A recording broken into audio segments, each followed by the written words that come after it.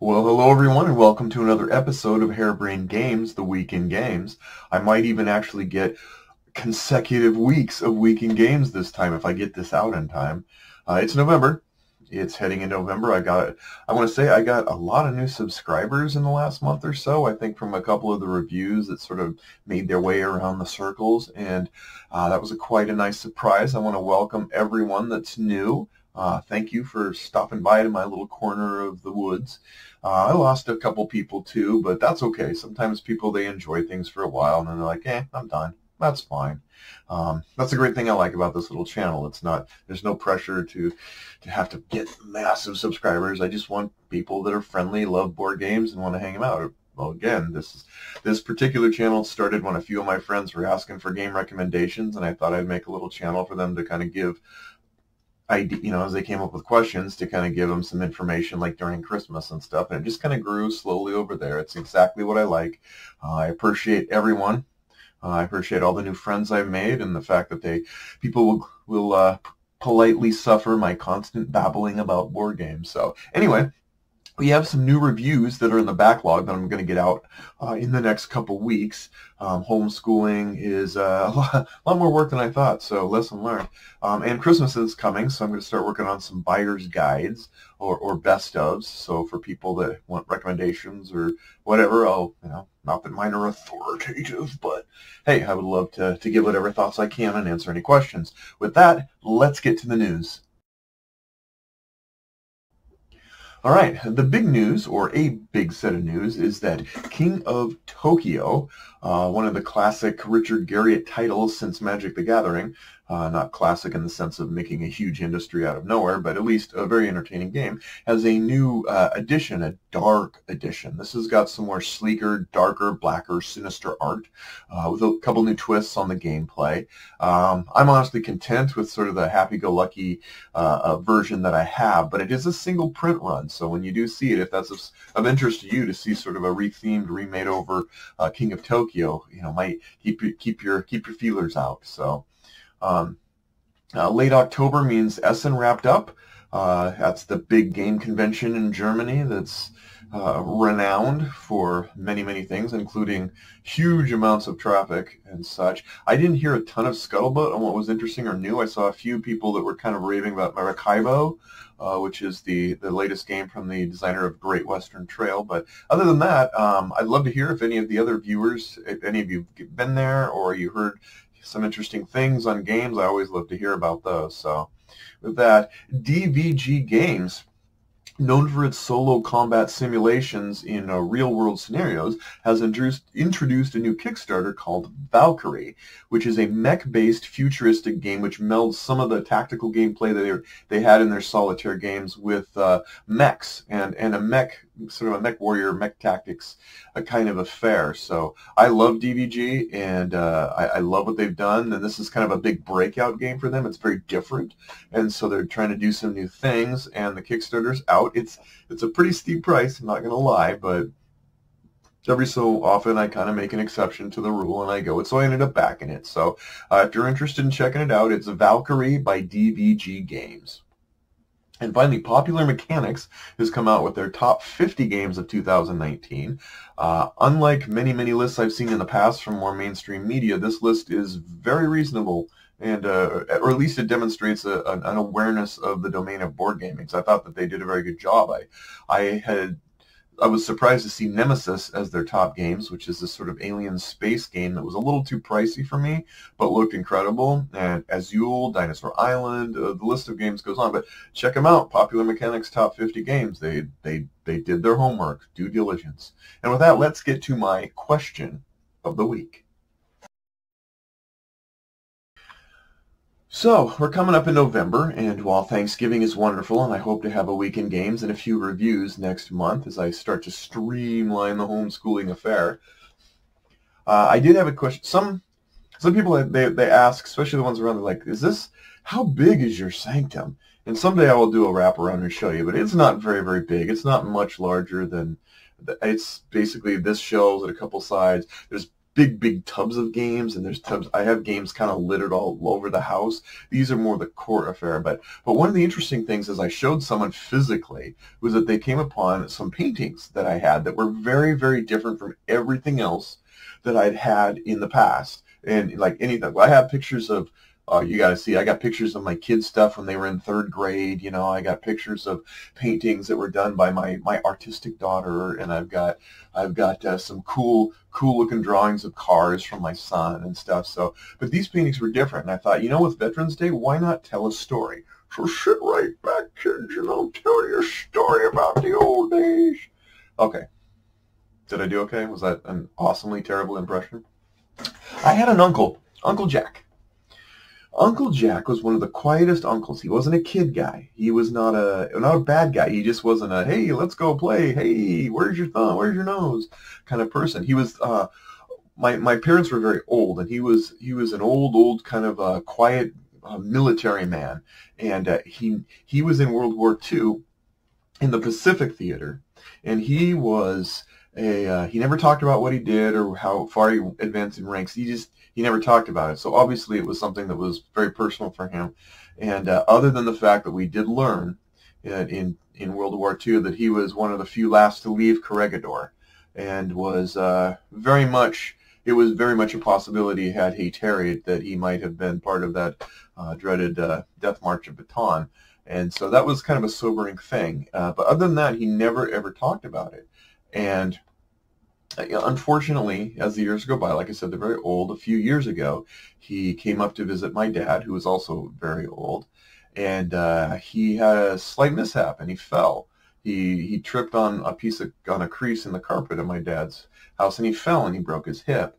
And he had surgery, and it was up here, so he couldn't be around family because his family was aging. They wouldn't make it. Unfortunately, it didn't go well, and complications ensued, and he ended up passing away in the hospital, which was extremely hard on my father.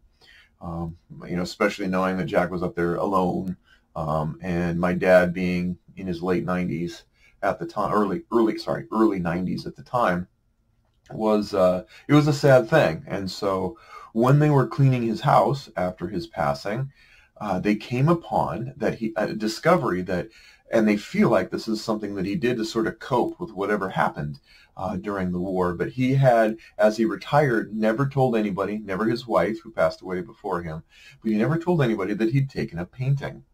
And they found in this rugged man's house, as they were cleaning out, these rugged floral paintings. If you had said Uncle Jack was a painter, I would have laughed at you.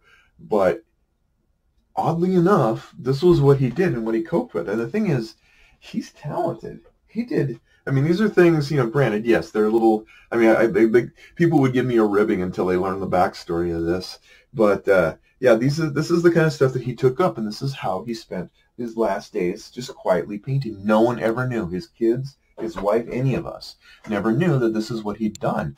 And they were going to toss them out. They didn't know what to do with them. I mean, and stuff, but I couldn't. I had to take a couple of them and take them with me, because it helps remind me, you know, that, you know, war is truly hell, and you know, people cope differently. Never underestimate what people have for talents. No one would have dreamed that Uncle Jack would have ever been a painter had they just known him by personality and demeanor.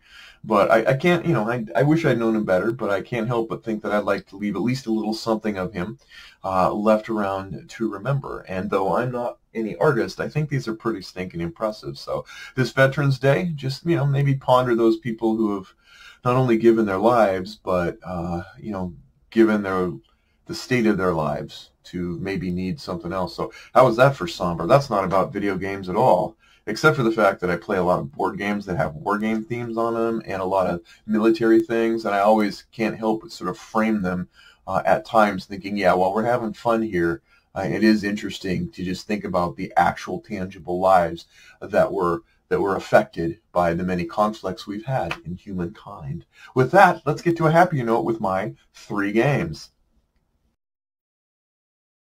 All right, our first game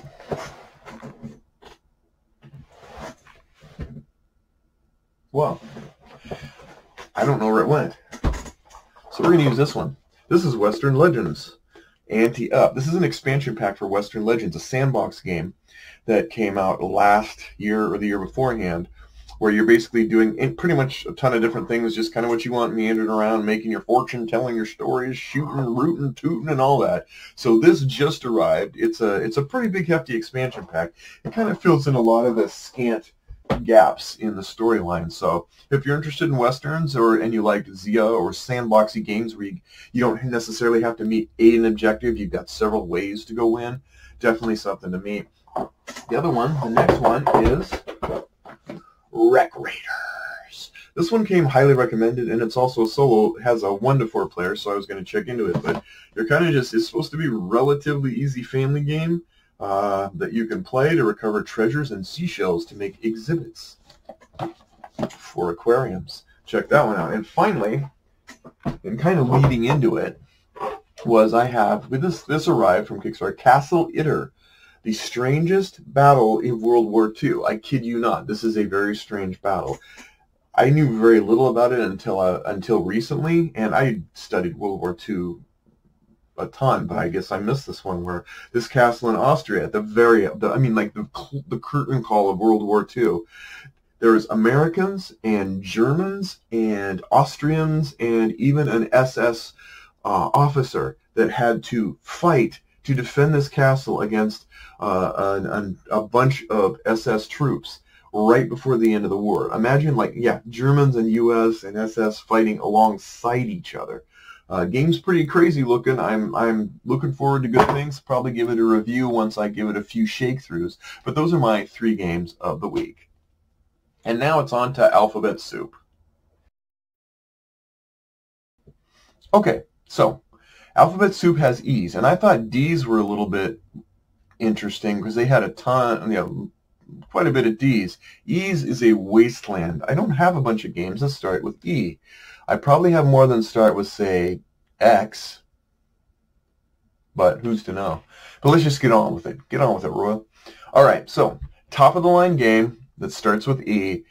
I still have to go. It's a tie. They're always a tie. Enemy Coast Ahead, the Doolittle Raid, is still the best narrative story game I played in a long time. It's, I think I gave it Game of the Year last year. It was that great. Just everything about that game was just excellent and really told the tale. And you had the tail by the legs by the tail, whatever. It was a storyline about the Doolittle Raid in World War II and everything that went into it, from the very first time when it was being envisioned till where you were going to land in China and hope not to get arrested if you were going to land in China. The other one is Earth Reborn. Earth Reborn is the best, the most amazing immersive strategy sort of game. When you're building, you have maps, and you have heroes. You're going in, you're opening doors, you're picking locks, you're doing chests, you're smashing walls. There's a ton of stuff about Earth Reborn, and it is so complicated that it really did not do well, but it is still the concept. I mean, this was 10 years before we started getting Gloomhaven and Seventh Continent and all these sort of narratives. And this one nails it by having all kinds of things that actually thematically make sense. Like, hey, go into this house, rescue this person, try and escape through the garden and get out. Huge amount of tiles, tons of replay. And they did a great job of sort of advancing you. Mission 1 was simple stuff, and they just add more complex mechanics until you really were knee deep in understanding it, and it was just amazingly well done. It just didn't sell well. Anyway, bottom of the barrel is probably going to be a bit controversial because I chose The Estates. The Estates is probably one of the games that my group enjoys the most. They really like it. They think it's brilliant. I could not stand it. I just could not. I just did not. No, just didn't grab me. It happens. Sometimes it just doesn't hit right over my head. So enjoy Estates, all you estatists. Next is the Came Out of Nowhere. And this is a game that just sort of went, what? Where'd you come from? And that would be Eminent Domain Battle Cruisers. Not Eminent Domain the game. Eminent Domain Battle Cruisers was this tiny box little box of a game. I ended up getting it on discount for $4 and ordered several of them to give to my friends. It is a game that really pits you against the mind of other people. The battle, I mean, you have like 6, 7 cards maybe, and you're just, the way that you play the cards, the way that you attack other battleships and they attack you, and the mind games you end up playing, it's crazy. Really just, I mean, it came out of nowhere and went like, this is something we could play a bunch of, and a lot of people would get it. Yeah, no, I mean, I played with a lot of people who ended up buying their own copies. I mean, it was the pennies on the dollar. Riches to Rags game, the one that sort of, I really liked it first and then it kind of failed, was Eminent Domain. How's that for weird? Yeah, it was a okay game. It wasn't awesome or terrible. It was okay, and then it just kind of fizzled. And so Eminent Domain Battle Cruisers kind of gave me way more excitement and thrill than I had of the original game. Go figure. The mighty Manwich game has to be Escape Plan by Vital Lacerda. This is one of his simpler games by a pretty good margin, but it's still a game that has a ton going on. Really thematic and immersive. Escape, you're the guy in charge of trying to escape out of the city with as much money as you can before the cops get you. You got to escape the city, and then you want to make sure you have some dough, and whoever has the most, if they escape, wins. Not for the faint-hearted, but also not necessarily too bad of a game too. Test of Time. What game do I play and play and play and play? Eggs and Empires. This is a little Kickstarter game. I can bring it out and take it anywhere, and everyone enjoys it. There's some risk, some pressure luck. There's, it's eggs and empires, and you get good eggs and a couple bad eggs, and you kind of just have to see it to believe it. But that is one game that continually, it doesn't wear out its welcome, and everybody enjoys it. The Comeback Tour. What game would I like to see be remade? And this is a little weird because it's not necessarily I want it to come back in the same format as I have. I would love to have the Expanse games come back in a different way. The Expanse games they take the political struggle and sort of make a Twilight struggle out of it, of the Expanse series, which is just, I've read the books, I'm going through the movies, it's just amazingly detailed and well thought out world. But I would like to have something more on the lines of a Firefly game, or the games that they've had, Firefly, where you're actually doing more in the world, in the universe, in more narrative fashion. I think the Expanse is just ripe for someone to come in and really make something out of that world. There's plenty of world to explore there. And that's it, other than honorable mentions. I only have 2. Ingenuity, I have to give to Elevensies. The idea of making tea for guests being interesting at all, you did it. Thank you. And finally, artwork. How can you go wrong with Everdell? Everdell, whether you like the game or not, the thing reeks of beauty. So anyway, that's it. I am ran a little long today, but I appreciate everyone.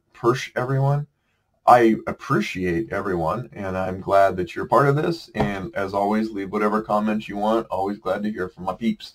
Thank you, and we'll see you next time on Harebrained Games.